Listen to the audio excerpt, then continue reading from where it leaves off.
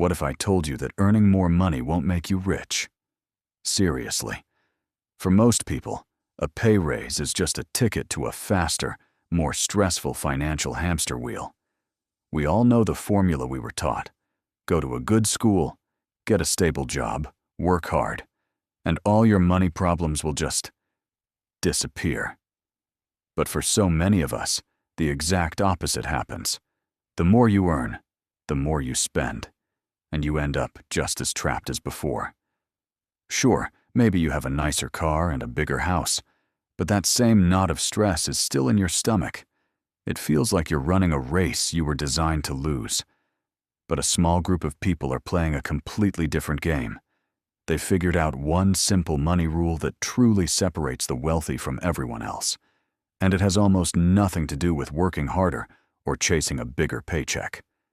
So, in this video, we're going to break down that rule and show you exactly how you can start applying it to your own life today. Part 1. The problem. The hamster wheel. Let's be honest, that financial hamster wheel isn't just a saying, it's a feeling. It's that gut-wrenching, exhausting cycle of going to work to earn a paycheck, using that entire paycheck to cover the bills from the month before, and having little or nothing left over. Then you wake up and do it all over again. You're trading your most valuable asset, your time, just to stay afloat, not to actually build a life of freedom.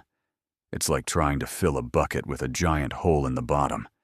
You can keep pouring more water in, a salary increase, a bonus, but the water level never seems to rise. The script we're given by society says a higher income is the answer. We're conditioned to believe that if we can just get that next promotion or land that six-figure job, the pressure will finally go away. But that script is broken. We see it everywhere. People who look successful on the outside, with fancy job titles and high salaries, are often silently drowning in stress. They're stuck. They have more, but they don't feel free. This begs the real question. If earning more isn't the answer, what is? What is the one thing that separates those who get ahead from those who just keep running in place? Part 2. Agitate, the flawed belief. Here's one of the most dangerous financial myths out there. If I just earned more, my problems would be solved. This idea is a trap, plain and simple. For most people, a higher income just leads to higher spending. It's a phenomenon called lifestyle inflation. Your $50,000 a year problems don't vanish when you start making $150,000. They just get upgraded into more expensive problems. The small apartment becomes a big house with a crippling mortgage. The used car becomes a new luxury SUV with a hefty monthly payment.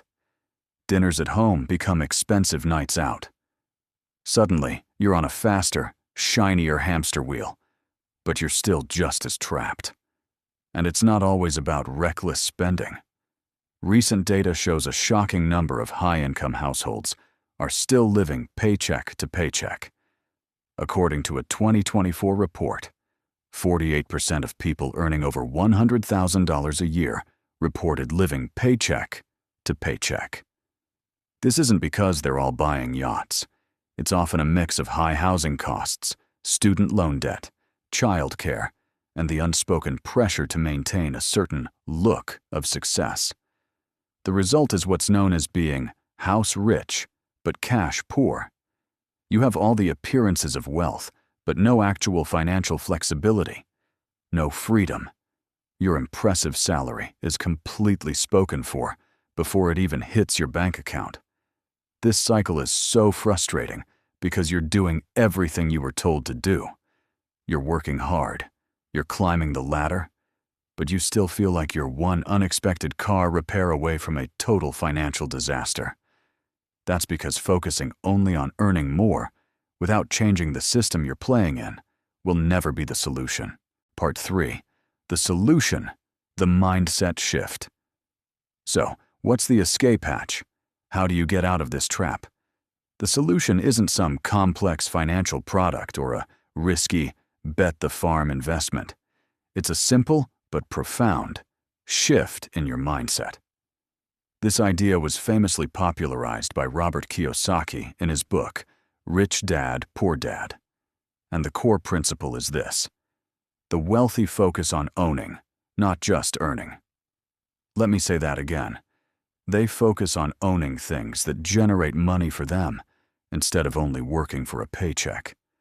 This is the difference between an asset and a liability. And I swear, understanding this is the key to everything. In the world of personal finance, the definitions are brutally simple. An asset is something that puts money in your pocket. A liability is something that takes money out of your pocket. Now, an accountant would probably argue with this definition. They'd tell you your home is an asset on a balance sheet because it has value. But through this wealth-building lens, you have to ask a different question. Does it generate income for you every month? With a mortgage, property taxes, insurance, and repairs, your primary home is constantly taking money out of your pocket. For cash flow purposes, it functions as a liability. The average person's financial life looks like this. They work for a paycheck, and that money immediately flows out to pay for their liabilities: mortgage, car payments, credit cards. It's a one-way street to being broke. The wealthy, however, use their income to do something radically different. They use it to buy assets first.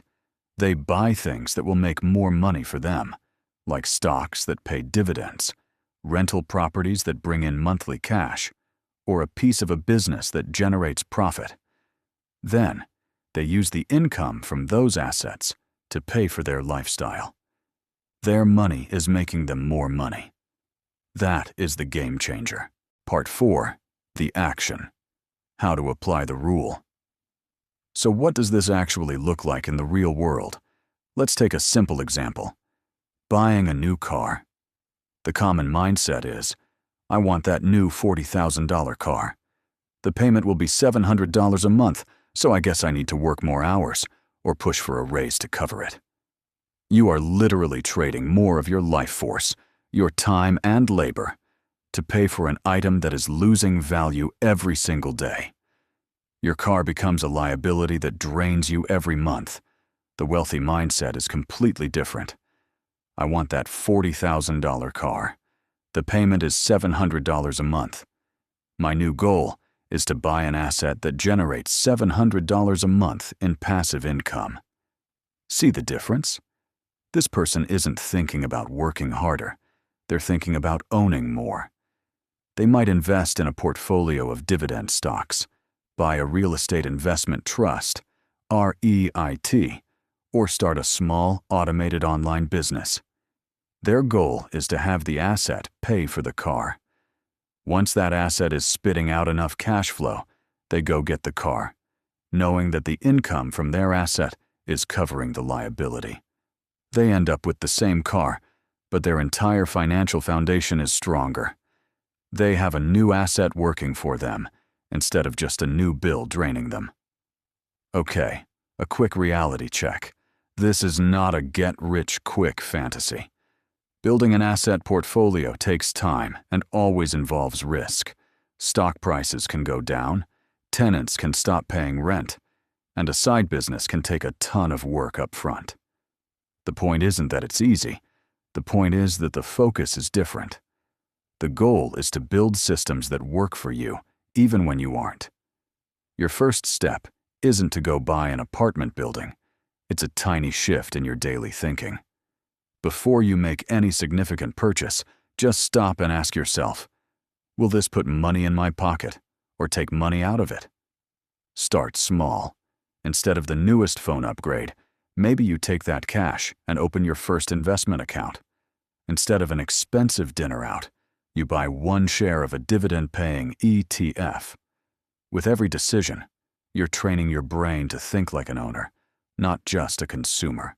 At the end of the day, the road to financial freedom isn't paved with bigger paychecks. It's paved with a fundamental change in how you see and use your money. True wealth isn't measured by the size of your salary.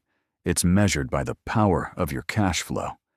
It's about building a life where your money is working for you 24/7, long after you've clocked out for the day. The moment you buy your very first income-producing asset, no matter how small, is one of the most important days of your financial life. It's more than just a transaction. It's a declaration.